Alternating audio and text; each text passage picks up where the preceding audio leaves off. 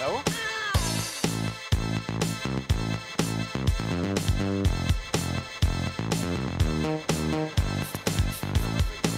Bonjour, qui n'a pas rêvé un jour de devenir propriétaire, une maison avec un jardin ou un grand appartement familial? Tout compte fait se penche aujourd'hui sur les nouveaux usages de l'immobilier. Partager un immeuble à plusieurs, construire une maison en bois, vite et pas cher. On peut même désormais devenir promoteur immobilier. Quand l'habitat fait sa révolution, c'est le thème de ce deuxième numéro de Tout compte fait. C'est l'aboutissement de 3 ans d'aventure. On fait vraiment figure de famille là, hein. Pour rien au monde, je reviendrai à main. Les Parisiens disent ah ben on peut mettre 8 appartements là-dedans. J'aurais de quoi ranger. Ah oui. Les gens du village sont passés le matin, il n'y avait rien, sont passés le soir, il y avait une maison avec des murs montés. Devenir propriétaire, c'est aujourd'hui le rêve de 3 Français sur 4. Chacun aimerait bien sûr posséder son appartement ou sa maison, mais pour beaucoup c'est devenu un luxe. Et pourtant des alternatives existent, c'est le cas de l'habitat partagé. Le système fait son grand retour, c'est moins cher et c'est une autre façon de vivre. La cuisine, la buanderie, la chambre d'amis sont mises en commun. Le système a déjà séduit des milliers de Français et des centaines de projets sont en construction partout en France. Quand le partage s'invite à la maison, grand reportage signé Baya Bélanger. Aujourd'hui, c'est le grand jour pour Jean-Yves. Il déménage dans la maison de ses rêves à Strasbourg. Et comme il est plutôt du genre à se poser beaucoup de questions, Je vais monter par les escaliers peut-être. cet ingénieur de 61 ans a mis longtemps avant de sauter le pas. Ça va? Ouais. Ça tient globalement? Ça tient, mais c'est quand même entassé, mais c'est normal. Avec sa femme Christine, une infirmière, ils emménagent dans un immeuble pas comme les autres. Un concept qui a de quoi donner le vertige, une nouvelle façon de vivre avec ses voisins. On appelle ça l'habitat partagé. Content, hein? On est content. C'est l'aboutissement depuis 2012 de 3 ans d'aventure. Donc voilà. Hein. Vu de l'extérieur, leur immeuble est original. Mais à l'intérieur, il l'est encore plus. Imaginez un peu une trentaine de voisins qui décideraient de partager bien plus qu'une cage d'escalier, mais des pièces de vie entières. Comme la buanderie où les machines appartiendraient à tout le monde. Un toit-terrasse ouvert à tous, un atelier pour bricoler et une grande salle pour se retrouver tous ensemble le soir. C'est le choix de Jean-Yves et Christine aujourd'hui. C'est un art de vivre, hein. Tout le monde n'adhère pas. Hein. Moi, il y a des gens qui m'ont dit, oh là là, les voisins... Alors qu'on habite en centre-ville depuis 6 ans, on connaît pratiquement personne dans l'immeuble. Hein. Je veux dire, c'est un anonymat. Moi, je trouve que c'est un peu dommage. Donc voilà, là, c'est... Voilà. Ah, l'habitat partagé, la vie en communauté, ça ne vous rappelle rien? Mais si, les années 70, les années Peace and Love, une vieille utopie de jeunes qui voulaient changer le monde à grand renfort d'amour, de fleurs et de rock'n'roll. L'habitat partagé, c'est un peu l'héritier de ce rêve de vie collective, une bonne dose de réalisme en plus.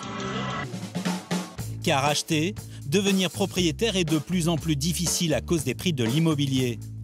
Alors, ils sont de plus en plus nombreux à recourir à cette solution anti-crise, à penser que certaines pièces chez nous sont devenues superflues. À quoi bon avoir son propre bureau, son jardin rien qu'à soi, ou encore sa petite buanderie privée, alors qu'on ne s'en sert pas tout le temps? En France, ces dernières années, plus de 300 projets ont vu le jour.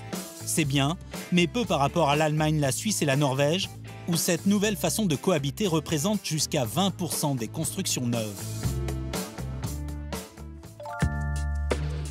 Tout l'intérêt de partager des pièces en commun avec ses voisins, c'est de réussir à faire baisser le prix de la construction de son appartement. À Strasbourg, à 2 pas du centre-ville, dans le quartier de Lillo-Lombardie, une résidence a priori comme les autres de l'extérieur. Pourtant ici, 10 familles partagent les choses, même les plus inattendues depuis maintenant 5 ans. Dès le début, Vincent et ses voisins se sont dit qu'ils pouvaient partager des pièces qui ne servent pas souvent dans l'année. Il efface le nom des derniers occupants de la chambre d'amis commune.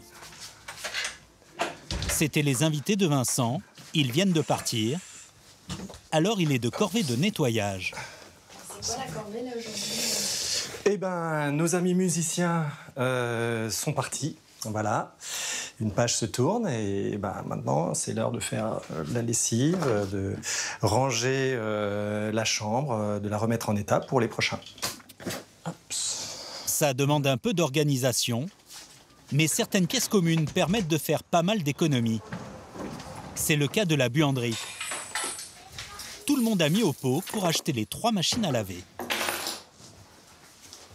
Ça ne sert à rien de multiplier par 10 des équipements, alors que le fait d'en avoir 3 pour 10 familles, ben, personne ne se sent lésé, il n'y a pas de temps d'attente, il y a toujours une machine disponible. Voilà, c'est pratique. Des frais divisés par 3 et plus précieux encore, une vraie vie entre voisins. Salut. Salut Lorraine. Ça va? Ben, comme quelqu'un qui fait sa lessive, quoi. Lorraine est prof d'anglais, Vincent est chercheur. Ils ont souvent les mêmes horaires. En fait, là, c'est le +1, c'est le sèche-linge, c'est ça? Ouais, quand tu rajoutes +1, c'est que tu as fait un sèche-linge en même temps. Ouais, ok. Bon, c'est le cas. En papotant comme ça entre deux portes, certains habitants se sont même trouvés des passions communes. Celle de Michel et Julien soulève la curiosité dans tout le quartier. Je suis encore fait un barbecue à midi. Ils ont accueilli des nouvelles pensionnaires sur le toit du garage à vélo. Voilà, regarde ça comme c'est beau. Voilà, donc là, ça a pondu. Il y a encore des larves. Ouais. Donc là, il y a encore des butineuses à venir. Il y en a plein, là, regarde. T'as vu? Ouais. Des initiatives comme celle-ci, c'est de montrer qu'en ville, il y a des choses possibles. Qu'on peut changer aussi des choses individuellement et collectivement. Ce qui est important vraiment pour vivre ensemble, c'est développer cette volonté de partager en fait. Et c'est un vrai challenge de tous les jours. Le miel récolté est distribué entre tous les voisins. Donc celle-là, c'est une ruche qui tourne. Celle-là, peut-être on peut enlever. Hein. Allez, à la prochaine. Ah, la prochaine, les petits. Michel et Julien n'ont pas installé leur ruche en douce sans rien demander à personne. Toutes les décisions doivent recueillir l'assentiment général. Plutôt le 12. C'est les travaux. Le lot 1, ils sont pas là. Avec la chaleur de l'été, les débats ce soir portent sur l'arrosage automatique, trop bruyant. Effectivement, peut-être se mettre d'accord sur une date, une heure limite d'arrosage. C'est à nous d'être un petit peu raisonnable, c'est le bon sens. Quoi. Idéalement, ce serait 22h. 22h, 22h30. Cette fois, c'est au tour de Bruno de jouer les présidents de séance. Moi, j'ai noté jusqu'à 22h. Pour éviter les querelles de voisinage, on préfère trouver un bon compromis plutôt que d'avoir recours au vote. C'est très rare, voire inexistant. La recherche, c'est de discuter ensemble et puis à la fin de trouver une solution qui va au plus grand nombre d'une certaine manière, ou voire à tout le monde quand c'est possible. Après 5 années passées ensemble, ces drôles de voisins partagent bien plus que des pièces communes. Régulièrement, ils se retrouvent pour dîner tous ensemble. Je prendrais bien un verre, Maud, si tu veux bien. Ah oui. Et ça c'est du sirop du sureau? Ah oui. Tiens, si quelqu'un veut du saumon. Au début, hein, quand je parlais de ce projet avec des collègues, avec des amis, on me disait mais tu vas vivre dans une communauté. Pas du tout. On n'est pas du tout une communauté. On tient beaucoup à notre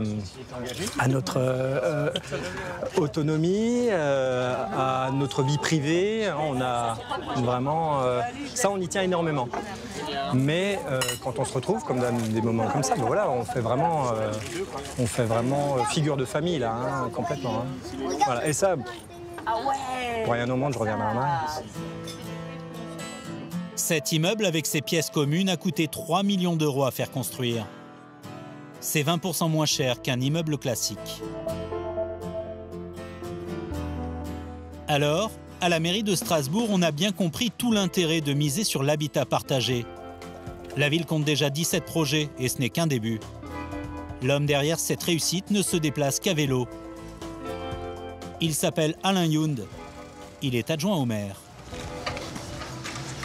Alors on est ici dans le quartier de prédilection de l'habitat participatif à Strasbourg. Il y a 5 projets à 100 mètres et on est à quelques centaines de mètres du centre-ville, à quelques centaines de mètres de la cathédrale et de la mairie. Des terrains bien situés, mais aucun promoteur immobilier n'en voulait. Trop petit, pas assez rentable. L'habitat partagé est apparu comme une évidence. Ici par exemple, 4 familles sont sur le point d'emménager. Voilà, j'ai le plan. Le rez-de-chaussée. Donc ça c'est le rez-de-chaussée, donc ça c'est le dernier, ça rentre en commune. Il y en a certains qui ont fait finir leurs travaux et d'autres qui finissent eux-mêmes. C'était un terrain municipal qui n'intéressait ni les promoteurs immobiliers, ni les organismes HLM, parce qu'il est trop petit pour construire 10 ou 15 logements, qui souvent est un seuil dans lequel ces organismes s'investissent. Au lieu de laisser ces terrains en friche ou de les brader, la municipalité a préféré favoriser un nouveau mode de vie urbain. Mais il n'y a pas que dans les villes que l'habitat partagé fait des émules. Dans la région de Montpellier, un homme se démène sans compter pour que ces logements collaboratifs gagnent aussi la campagne. Il s'appelle Frédéric Joson et cela fait 4 ans qu'il se bat. Son métier porte un nom un peu bizarre. Il est assistant à maîtrise d'ouvrage. Son travail, accompagner les groupes qui veulent se lancer dans l'habitat partagé. Et ce matin, Frédéric a rendez-vous dans un petit village à 1 heure de Montpellier. C'est un gros projet. C'est un projet de 30 logements. Aujourd'hui, le collectif est constitué d'à peu près la moitié et ils ont besoin de plus d'habitants pour pouvoir aller au bout de leur projet. L'habitat partagé, c'est de la proximité, de l'entraide, de la solidarité. Alors, pour que cela fonctionne, il faut que les voisins se choisissent. Et trouver 30 copropriétaires dans ce petit coin isolé, comptez combien il y avait de monde? C'est un sacré challenge. Une dizaine. Le propriétaire des lieux, c'est lui. Donc je vais en amener d'autres. Il s'appelle Yves. Il est à la retraite et la demeure familiale est devenue trop grande, trop chère à entretenir. Yves refuse de vendre à un promoteur immobilier. Son rêve, transformer la grande bâtisse en espace commun et utiliser le grand terrain pour construire une trentaine de maisons. Voilà. Grâce au bouche à oreille et au réseau de Frédéric, une dizaine de personnes sont venues se renseigner. Bonjour et bienvenue sur le projet d'habitat participatif de Croix-Haute. Dans le cadre de la construction de ces logements et de l'aménagement du terrain, vous allez travailler avec les architectes, avec les notaires, avec les banques. Et donc du coup, vous participez complètement à définir votre futur cadre de vie. À Frédéric la théorie, à Yves la pratique, pour montrer à quoi peut bien ressembler une vie en commun. Alors là, cette pièce, en général, elle impressionne pas mal. Les gens du théâtre disent « Ah, c'est le lieu rêvé pour faire des répétitions ». Les Parisiens disent « Ah, ben on peut mettre 8 appartements là-dedans ». C'est effectivement un potentiel important. Il y a plus de 600 mètres carrés à aménager. Une des idées, c'est d'utiliser cet espace, ce grand espace, pour faire des activités, par exemple du yoga, de la danse, des choses comme ça. Voilà. Il y a quand même un certain cachet ici, avec des paysages tout autour. Beau potentiel. Donc, oui, je pense que c'est intéressant, oui.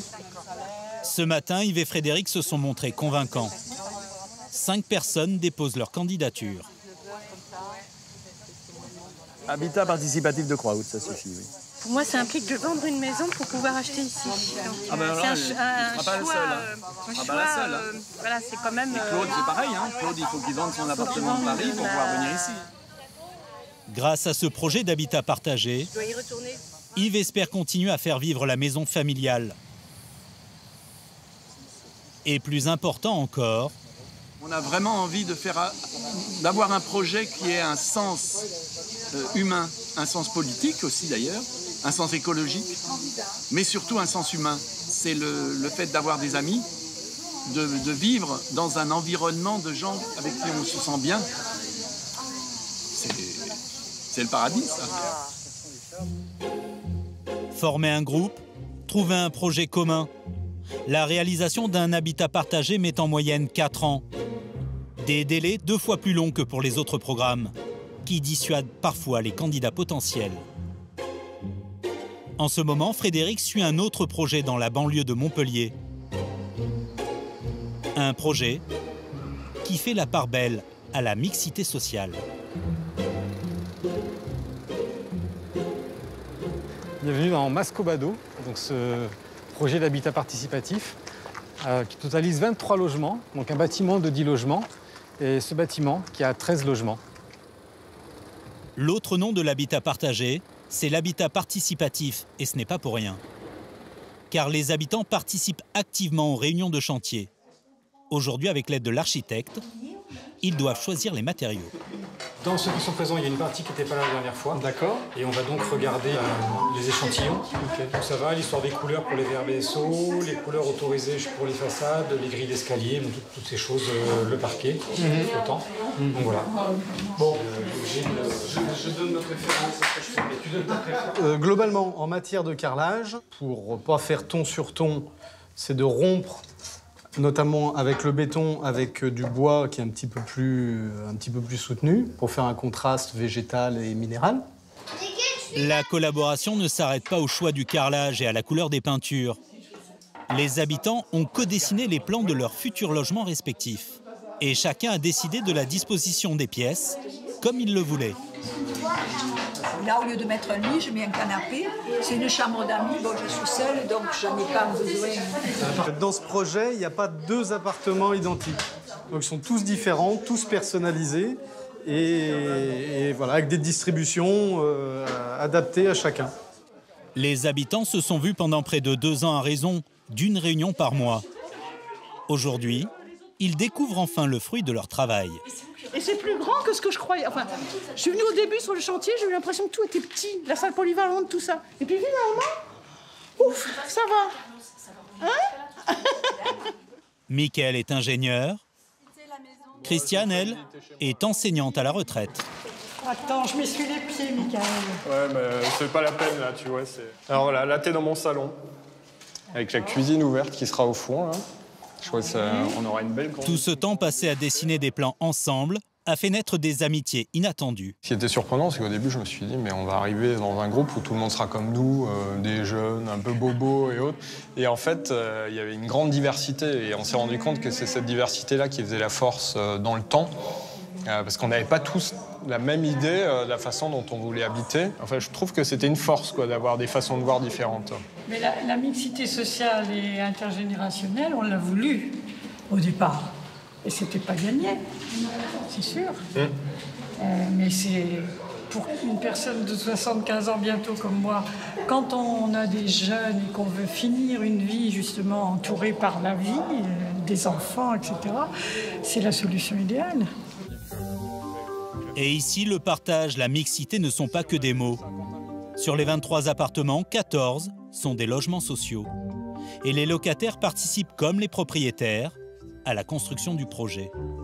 Dans une opération comme celle-ci, où c'est une opération qui est très très mixte, on recrée ce lien, on recrée cette mixité, et du coup, il n'y a plus de différence entre une personne qui gagne qui a un salaire inférieur à un autre. Ici, on est tous habitants, on a tous travaillé de la même façon, on a tous participé, et c'est ça, avant tout, qui est important.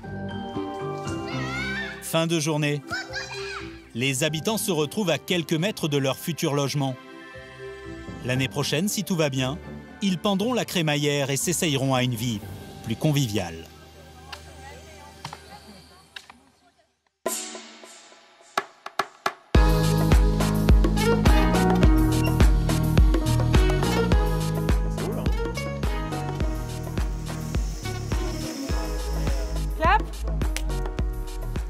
Et ce que nous venons de voir n'est sans doute qu'un début. Imaginez maintenant si chacun pouvait s'improviser promoteur immobilier. Eh bien, c'est ce que proposent les nouveaux professionnels de l'habitat. L'idée est toute simple. Vous n'achetez pas une maison ou un appartement, mais vous achetez un morceau de logement. Vous investissez ce que vous voulez, avec à la clé des gains de 15%. Mais est-ce pour autant sans danger? Eh bien, Hakim Abdelkalek est allé pour nous à la rencontre de ces promoteurs d'un nouveau genre. Alexandre Sadler n'en revient toujours pas. De mémoire de boursicoteur, ce cadre commercial n'avait jamais vu ça. Ce n'était qu'un terrain défraîchi avec une maison des années 70. C'est devenu son investissement le plus juteux. 15% de rendement en seulement 18 mois. Et tout ça en s'improvisant en quelque sorte promoteur immobilier. J'ai investi 10 000 euros et j'ai récupéré 10 000 euros plus 1 500 euros d'intérêt. Donc 15% aujourd'hui, en tout cas pour ma part, je ne connais pas d'investissement beaucoup plus rentable. Bien plus que le bon vieux livret A ou que les stars du CAC 40. Cette maison entièrement rénovée et ses nouveaux logements ont donc été financés en partie grâce à son argent. Et il n'est pas le seul à avoir investi ici. Comme lui, 58 autres particuliers ont été recrutés sur Internet pour jouer les promoteurs. Tous ont misé entre 1 000 et 10 000 euros. C'est ce que l'on appelle le crowdfunding, ou en bon français, le financement participatif. Il y a eu les startups et les artistes, mais aujourd'hui, la star du crowdfunding, c'est la pierre. Un placement sûr. Sur Internet, les offres explosent. C'est d'ailleurs un peu le Far West numérique. Pour 500, 1000 ou 2000 euros, on vous propose de jouer les promoteurs immobiliers ou d'acheter une partie d'un bien. Cet été, un site proposait même qu'un maximum de Français se cotisent pour acheter, tenez-vous bien, l'Élysée. Mise de départ, 1 euro. Un joli coup de pub, symbole d'un secteur en plein essor devenu ultra concurrentiel.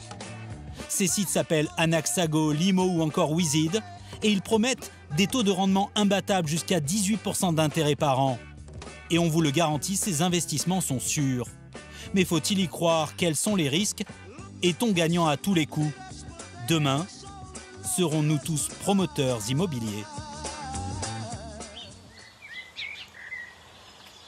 Ce matin, dans la proche banlieue de Toulouse. Donc, on est sur notre projet de Blagnac. Le projet, c'est donc qu'on garde cette maison, qu'on découpe et qu'on vende telle qu'elle.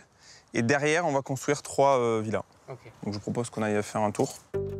Jean-Baptiste Velleux, un promoteur immobilier, fait découvrir à Paul Laborde son dernier projet. Et cette maison qu'on vend telle qu'elle avec son jardin. Voilà. Cet ingénieur télécom a investi ici 2000 euros. Donc cette maison, on va la retravailler un petit peu l'intérieur de façon à la rendre un petit peu plus moderne. En plus de Paul, 69 autres personnes, des artisans, des commerçants, des cadres, ont misé leurs économies. Donc ça, c'est ce qu'on avait un petit peu avant. On avait une piscine là où on est en train de faire les travaux, donc travaux de démolition pour rendre le terrain nu. Et on va avoir 3 villas de ce style-là, positionnées ici, et qui correspondent en fait à une attente des familles qui veulent des 4 pièces, des 5 pièces. Pour boucler son budget travaux, Jean-Baptiste Velleux avait besoin de 220 000 euros. Plutôt que de les prendre dans sa trésorerie, il les a demandés à Paul et au grand public. Comment on les finance, ces projets-là? On les finance, avec ceux qui achètent les biens, qui achètent sur plan et qui financent les travaux au fur et à mesure. 2, avec une banque qui est toujours partenaire sur l'opération. Et la banque, ce qu'elle fait, c'est qu'elle demande au promoteur d'amener aussi sa part de fonds propres, sa part de fonds. Un petit peu de la même manière que quand vous achetez un appartement, la banque vous demande un apport personnel. Et ces fonds propres-là, nous, on va les chercher auprès de particuliers sur Internet. Et en échange de ces 2000 euros, le promoteur a promis à Paul et aux 69 autres investisseurs un rendement exceptionnel, 10%. Ça aurait été moi, je l'aurais fait aussi. Ça aurait été 5%, je l'aurais fait aussi parce que aujourd'hui, même une assurance vie, on va être à 5% avec un blocage beaucoup plus long. Donc 10%, clairement, ça ne fait ne plus hésiter. Pour devenir un petit promoteur comme Paul, rien de plus simple. Il suffit désormais d'une connexion à Internet. Et Paul a l'embarras du choix. En 2 ans, une vingtaine de sites qui proposent ce type d'investissement au grand public a vu le jour. Ici, un bien qui sera bientôt en construction du côté de Lyon. Le promoteur va chercher dans quelques jours 350 000 euros pour un rendement attendu à 10%. Et Paul, comme tous les autres Français, pourra investir 1 000 euros minimum, de manière très simple. En quelques clics, même là j'ai pu faire bien le détail le soir chez moi et vérifier que le projet m'intéressait ou non. Et une fois qu'il va sortir, je vais pouvoir dire je participe. Je vais même le faire sur mon téléphone au travail et dire j'investis type 2000 euros sur ce projet. Derrière ce projet, on retrouve notre promoteur immobilier. Alors voici notre bureau. Alors ici, c'est les équipes qui sont chargées de trouver des projets immobiliers, les analyser et les mettre sur Internet, de façon à ce que les investisseurs après puissent investir dans les projets. Grâce à l'argent récolté via Internet, Jean-Baptiste et ses collègues vont pouvoir multiplier les programmes immobiliers. 1 par mois en moyenne, plutôt que 2 par an, quand ils devaient investir leurs fonds propres. Pour vous faire simple, donc on a un dossier sur Montreuil. Mais pour tenir leur promesse d'un rendement de 10% par an, ils ont l'obligation de vendre rapidement les appartements qu'ils construisent. Sur l'environnement, donc tu as une école qui est juste là, un collège qui est par là. Tu as, comme dit Jean-Baptiste, un hôpital qui est là. Tu as des restaurants qui sont ici, voilà. Bon bref, c'est un environnement qui est plutôt sain. Et en plus, t'es pas loin de l'autoroute. Alors rien n'est laissé au hasard. Aujourd'hui, analyse des risques sur un projet en banlieue parisienne. C'est pas une des meilleures banlieues de Paris. Malgré tout, tu as une certaine population qui commence à y venir. Parce que c'est proche de Paris, parce que le métro se construit, parce que voilà. Leur objectif, s'assurer au maximum que leurs biens trouveront rapidement des acheteurs pour pouvoir rembourser en 24 mois chacun des investisseurs. Étant donné que nous, on ne se rémunère que sur la vente des appartements, eux seront remboursés, et nous aussi, que si les appartements se vendent. Et donc on cherche à comprendre si les appartements ici peuvent se vendre, si oui, à quel prix. Est-ce qu'il faut des T2, donc des 2 pièces, des 3 pièces, des 4 pièces? Mais pas question pour l'équipe de se contenter de ce simple survol. Pour chacun de ces projets immobiliers, Jean-Baptiste se rend à chaque fois sur place, histoire de mener sa petite enquête. Dans cette banlieue proche de Toulouse, il a repéré un projet immobilier potentiellement intéressant. Ce qu'on voit, c'est que là, il y a une station-service. Là, il y a la banque. On est dans le centre. Là, je vois qu'il y a la poste. Donc ici, on est à peu près à 400-500 mètres de notre résidence. Donc c'est bien qu'il y ait une activité pas loin et des commerces de bouche. Le terrain se trouve ici, dans cette zone pavillonnaire. Donc on arrive sur la parcelle qu'on a identifiée, qui est une parcelle donc, qui se trouve à Saint-Orens, dans le centre de Saint-Orens, et sur laquelle on projette de garder la maison existante et de construire une résidence, une petite résidence sur l'arrière. Voilà. Donc on va aller rencontrer la propriétaire. Bonjour. Bonjour. Vous allez bien? Ça va et vous? Bien, merci. On va aller faire un petit tour de la maison? Je vous en prie. Allez, c'est parti. Avec la propriétaire, il veut s'assurer que le secteur est bel et bien attractif pour des futurs acheteurs. On a fait une petite enquête, on a vu que en fait, c'était plutôt des primo-accédants, des jeunes familles qui s'installent ici. Alors voilà, c'est-à-dire que c'est un lotissement qui a à peu près 35 ans. Donc les personnes qui ont fait construire maintenant revendent parce qu'ils sont à la retraite. Et maintenant, ce sont plutôt des familles qui s'installent ici, avec des enfants, puisque l'école est à 600 mètres. En réalité, ce n'est pas la maison actuelle qui intéresse notre promoteur immobilier. J'entre là. Mais le terrain. Et l'appartement est en long, avec un rez-de-chaussée et un étage. Il compte faire construire un petit immeuble de 5 appartements. Petit jardin qu'on va mettre ici. Combien de mètres carrés les appartements alors? Alors les appartements, ils auront environ 63 mètres carrés. Une belle plus-value en perspective, sauf s'il y a un loup. Alors pour en avoir le cœur net, rien de tel que d'aller interroger directement les voisins. Bonjour madame, excusez-moi, on est une société, on voudrait acheter peut-être une maison ici. Je fais l'enquête de voisinage pour savoir comment ceux qui vivent ici trouvent le quartier, pour voir si c'est bien, si c'est pas bien. Je le connais moins bien que vous. Ouais, est-ce que ça vous plaît? Ouais. Voisinage, il n'y a rien à dire, c'est bien. Là, si vous avez la chance d'avoir un terrain de 500 mètres carrés où vous pouvez construire 5 appartements, votre société a de la chance parce que, je veux dire, les 5 appartements, ils vont se vendre ou se louer très facilement. Bon. Au revoir, Au revoir. bonne journée, merci. Notre plateforme ne se rémunère que sur la vente des appartements. On ne prend pas de frais sur l'investisseur qui investit. Et du coup, on est 2 fois plus vigilant pour aller voir jusqu'au moindre détail si le quartier est bien. Parce que si on ne vend pas les appartements, on ne fait pas de marge. Et l'investisseur perd son argent. Le crowdfunding immobilier n'est donc pas sans risque. À des centaines de kilomètres de là, au cœur de Paris, maître Dominique Stucki, spécialiste du financement participatif, voit arriver chaque jour ou presque des dossiers de nouvelles sociétés qui veulent se créer. On a quasiment maintenant un appel tous les 2 jours pour la création d'une nouvelle plateforme. Son conseil, bien se renseigner. Car ici, les rendements de 8 à 12% sont de simples objectifs. Aucune obligation contractuelle donc d'atteindre ce chiffre. Sur d'autres plateformes, vos bénéfices seront lourdement taxés. Près de 40% de fiscalité ici, de quoi réduire sérieusement les rendements promis. Mais il y a bien plus grave.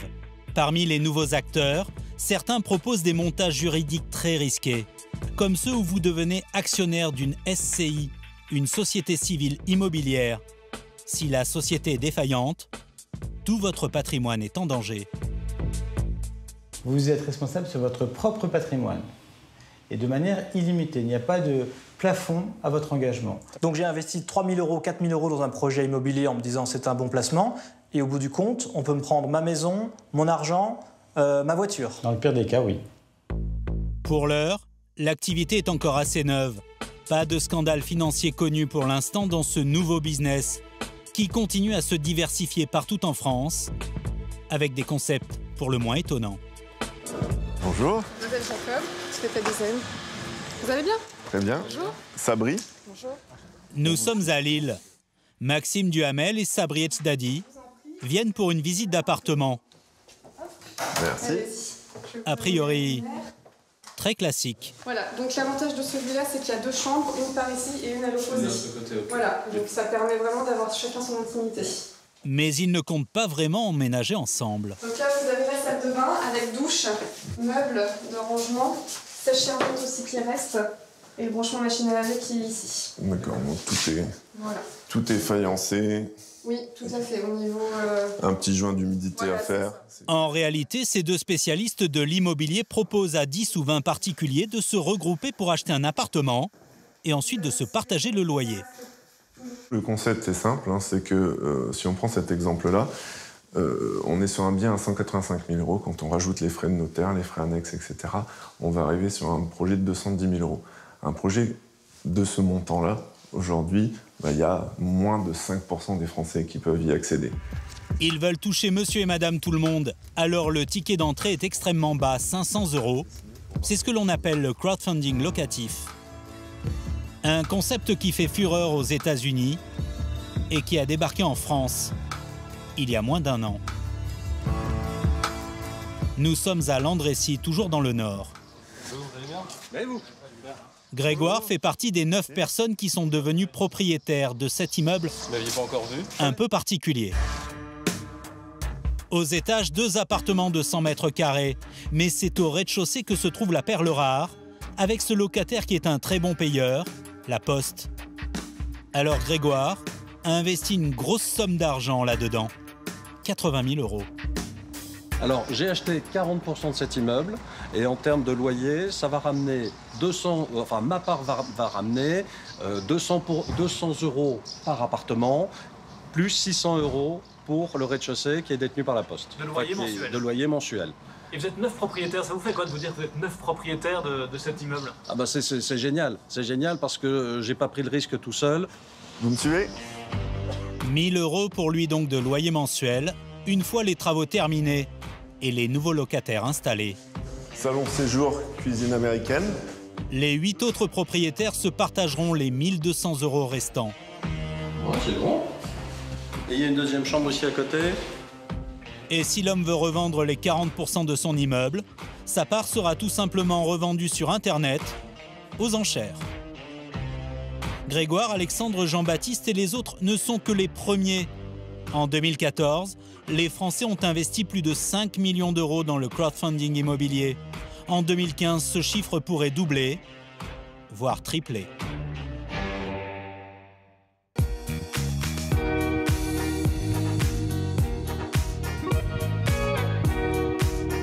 Allez, on y va.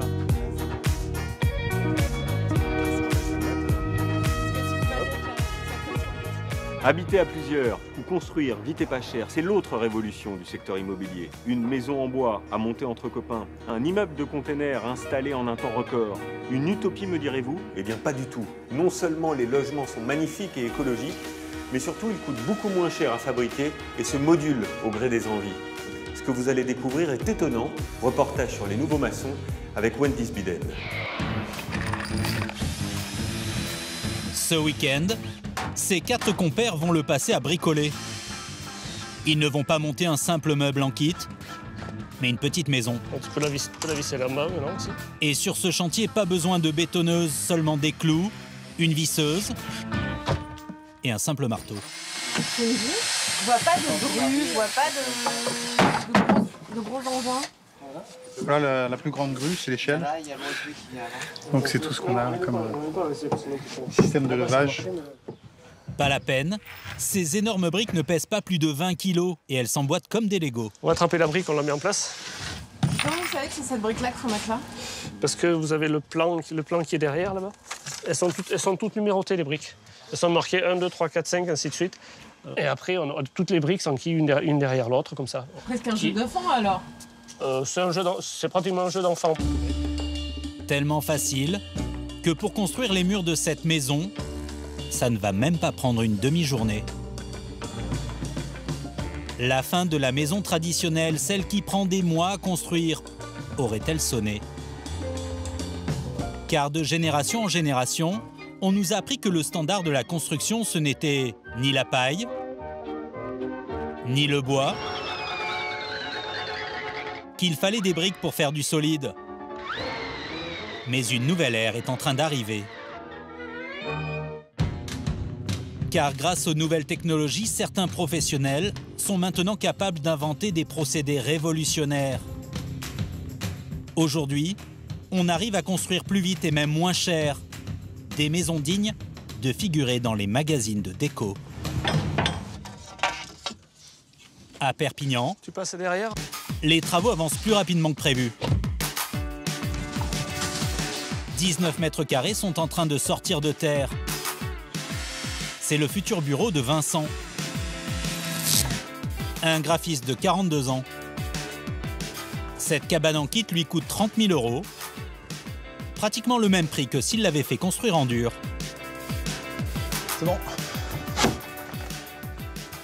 Ça a l'air physique? Un petit peu, ouais. C'est un peu de sport, c'est bien. La différence, la vraie, se joue ailleurs. Là, je vais prendre le temps de cette dernière. On va prendre le temps de la poser. Il est à peine midi et Vincent pose déjà la dernière plaque de ce qui sera bientôt un toit végétal. Yes!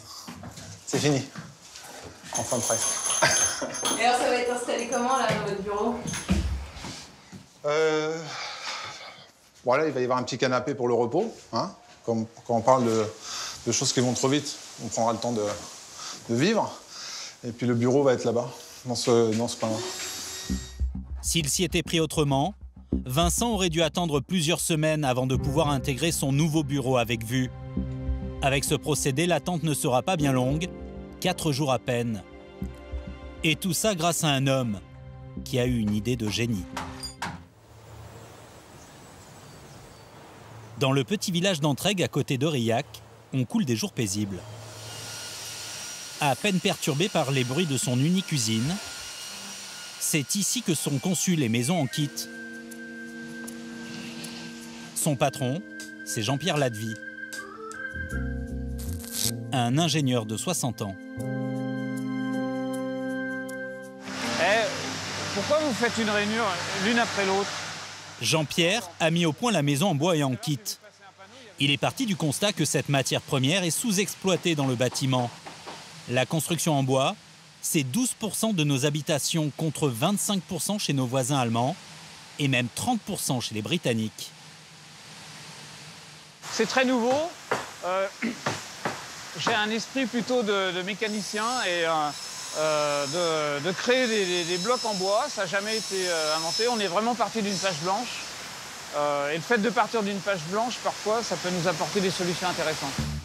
Le bois, c'est plus écolo, mais l'argument est un peu faible. Alors, pour convertir les Français, Jean-Pierre imagine une méthode de construction qui serait plus simple et plus rapide à monter que la brique ou le parpaing. Ça, si vous voulez, c'est notre produit de base, c'est de la laine de roche, qui est auvergnate d'ailleurs, qui vient de pas très loin d'ici. Et c'est ce qu'on va mettre à l'intérieur de la brique une fois qu'on va la construire. Son idée pour gagner du temps, créer une brique nouvelle génération prête à l'emploi en emprisonnant l'isolant entre 2 planches de bois. Alors voilà, là c'est le produit fini. Alors vous voyez, là, voilà, l'intérieur d'un produit. L'isolant est à l'intérieur, ce qui permet de gagner une étape à la construction, ce qui va beaucoup plus vite. Donc une fois que votre mur est monté, eh bien, votre isolation est terminée. Dans les mois qui viennent, les ouvriers de l'usine ne vont pas chômer. Jean-Pierre Ladvie a plus de 300 maisons à livrer avant Noël. Et avec toutes ces petites planches, il est capable de faire des prouesses, des maisons taille XXL. Dans les montagnes du Cantal, entre le grand air et les vaches. On fait la course, Martin? L'endroit dont rêvaient Marion et Jean-Baptiste pour élever leurs 2 enfants. Elle travaille dans le marketing, lui dans le BTP. Ils ont fait construire leur maison il y a 3 ans. En comptant le terrain, leur habitation de 140 mètres carrés a coûté 165 000 €. En béton, ça aurait été à peu près le même prix. Mais là où ils ont économisé, c'est sur les 6 à 8 mois de loyer qu'ils n'ont pas eu à payer pendant la durée des travaux. Donc là, en fait, on a conservé tel que les briques en bois. Car grâce à cette solution en kit, la maison a poussé comme un champignon. Les gens du village sont passés le matin, il n'y avait rien, sont passés le soir, il y avait une maison avec des murs montés, tout le monde s'arrêtait, on avait des gens voilà, qui s'arrêtaient sur le bord de la route en disant, qui venaient demander, quoi, mais enfin, qu'est-ce que c'est, comment ça se fait, c'est extraordinaire. Ils se sont amusés à filmer la construction. Une dizaine de leurs copains sont venus leur donner un coup de main. En 6h30 chrono, tout était terminé. Ils voulaient emménager vite, sans sacrifier leur confort. À 600 mètres d'altitude, les hivers sont frais et Arthur, leur fils de 4 ans, plutôt frileux. Est-ce qu'il fait bien chaud l'hiver? Oh, ouais. Parce que l'hiver, tout est fermé. Et le froid ne peut pas rentrer. C'est très bien fermé, là. Arthur est particulièrement fan des journées à l'intérieur où on fait des crêpes, où on fait des choses comme ça, et où il peut rester en pyjama. C'est son truc, où il peut être tranquille sans avoir froid. On voulait ce confort-là, on voulait le côté cosy, cocon. Et ici, pas besoin de surchauffer. L'isolation intégrée dans les murs semble bien fonctionner. Voilà la facture d'électricité, 94 € par mois. C'est beaucoup ou pas? Tout est électrique dans la maison, de la plaque à induction au système de chauffage, pompe à chaleur, chauffage au sol. Donc c'est vraiment un coût relativement faible pour une maison comme celle-ci. Par rapport aux différentes habitations qu'on a pu avoir avant, on est vraiment sur un budget inférieur. On est sur un budget inférieur d'une trentaine d'euros par mois facilement. Et d'après les estimations, on devrait encore baisser d'une dizaine d'euros prochainement. La petite famille va donc s'y retrouver sur le long terme et faire des économies grâce à leur maison nouvelle génération. Une habitation rapide à construire et moins chère, c'est le rêve de tout nouveau propriétaire. Et aux 4 coins de la France, des professionnels du bâtiment planchent sur la question, comme dans ce lotissement de la banlieue rennaise. En novembre, Floriane et sa famille vont pouvoir emménager dans leur nouvelle maison. Petite visite de chantier.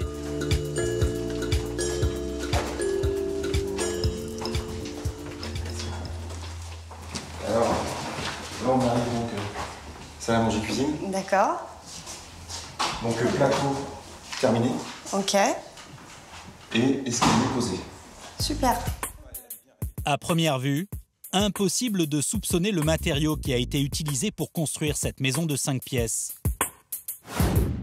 Et pourtant, toute la maison a été faite avec des containers en acier comme ceux-ci qu'on assemble les uns aux autres. Les mêmes containers qu'on charge sur les cargos et qui servent à transporter les marchandises d'un bout à l'autre de la planète. 5 conteneurs, donc c'est 3 conteneurs en bas, 2 conteneurs au-dessus. La jonction se fait donc ici entre deux conteneurs que l'on voit avec une isolation par le dessous. Donc ça, c'est le seul endroit de la maison où on voit encore le conteneur. On ne le verra plus une fois fini puisqu'on a un ragréage et après derrière donc revêtement. Donc on ne le verra plus. Là on le voit encore, les clients ont la chance de le voir. Une fois aménagée, cela donnera une maison spacieuse, à moindre frais. Une aubaine pour Floriane et son compagnon qui ne se voyaient pas propriétaires de sitôt. On ne pensait pas à notre âge, on ne pensait pas maintenant. On s'attendait passer le cap des 30 ans et pouvoir acheter ensuite, et au final, non, on le fait avant. Grâce à quoi ou pour quelle raison? Au coût. Grâce au coût, vraiment. On a 212 000 €. Donc, pour une T5, 115 mètres carrés, 4 chambres. Voilà. Ouais, c'est une belle surface, hein, ça? Très belle surface. Oui. Ah non, j'ai pas vu le dressing. Oui, quand même. J'aurais de quoi ranger. Ah là, oui. Oui. En général, ces maisons containers coûtent 20 à 30% moins cher qu'une construction traditionnelle. Et si on multipliait ce type d'habitat aux 4 coins de la France, on estime que les prix pourraient encore baisser. Le projet est né ici, dans la tête de Clément Gillet, un architecte de 45 ans. Alors vas-y, raconte. L'idée, c'est quand même que chaque appart ait son... Pendant longtemps, Clément a construit en traditionnel. Puis il a changé de braquet. Il s'est mis à faire du container en partant d'un constat tout simple. Les gens n'ont plus suffisamment d'argent pour acheter leur logement. Donc il faut faire aussi bien au niveau design, mais plus vite et moins cher. Dans une production traditionnelle, le fait de construire en béton ou en bois ou en acier était assez archaïque. Les chantiers durent très longtemps, on est obligé de coordonner des entreprises, c'est assez complexe et au final, ça participe d'un coût du logement élevé. On a réfléchi à comment accélérer le processus de fabrication, simplifier les choses, aller plus vite dans de meilleures conditions.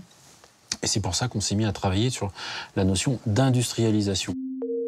Il a cherché le moyen de standardiser la fabrication de logements. Et c'est à quelques kilomètres de son bureau qu'il a trouvé l'inspiration. Ça, c'est l'usine PSA de Rennes.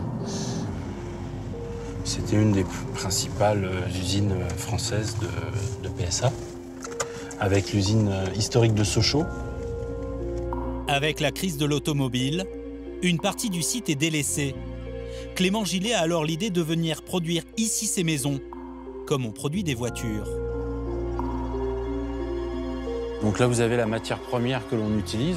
C'est un container maritime de 40 pieds. Il est entièrement vide. Il est tout neuf, en parfait état.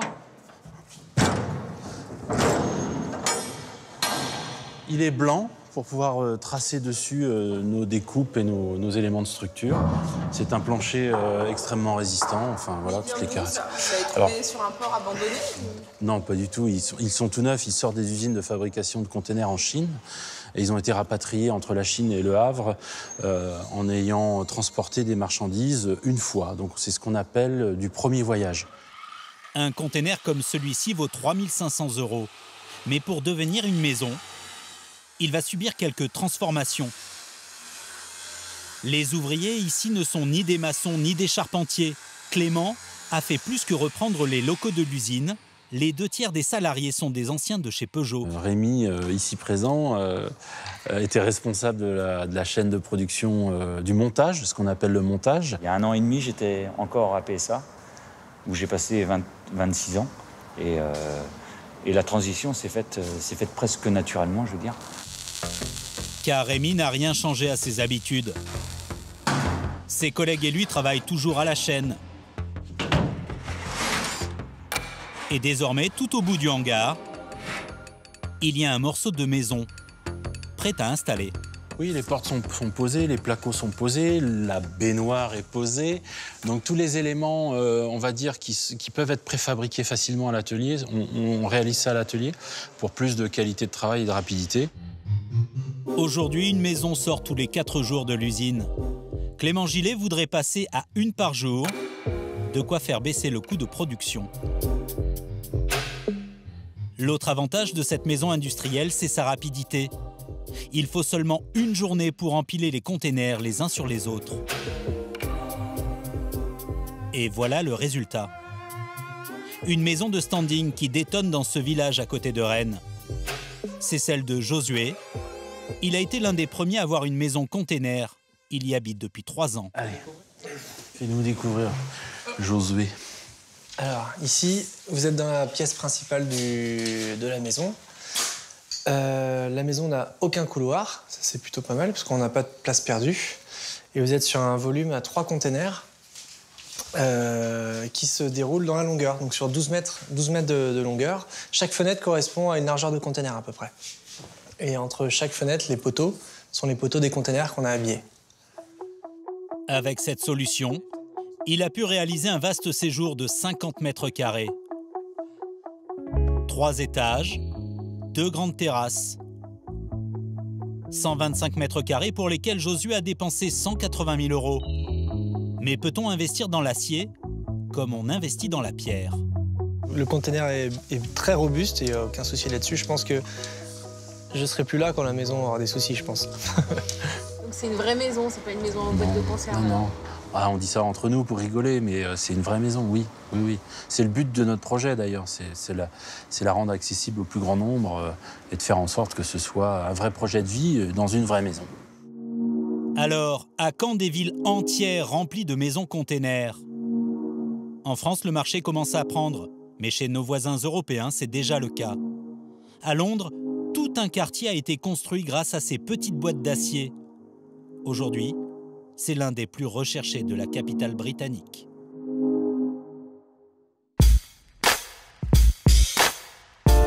Alors en France, le système n'en est qu'à ses débuts, mais aux États-Unis, des centaines de millions d'euros ont déjà été investis par des particuliers, avec à la clé de belles réussites, et des quartiers entiers sont sortis de terre.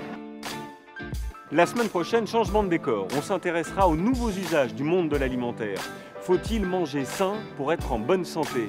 Gluten, lactose, bio, le contenu de nos assiettes évolue. Bonjour, Carole, enchantée, la coach en nutrition éclairée. Moi, je vais vous aider de passer du non-bio au bio. Ah, j'ai vu des spaghettis chez vous. Oui, des spaghettis. Dans un supermarché classique, ça vous serait revenu à combien à peu près? Je dirais peut-être 160.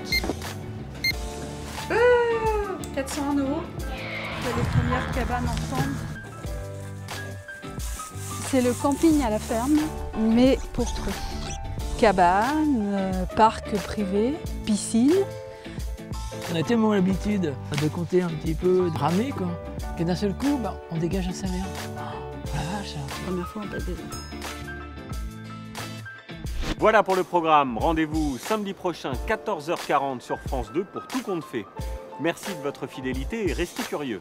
Bye bye.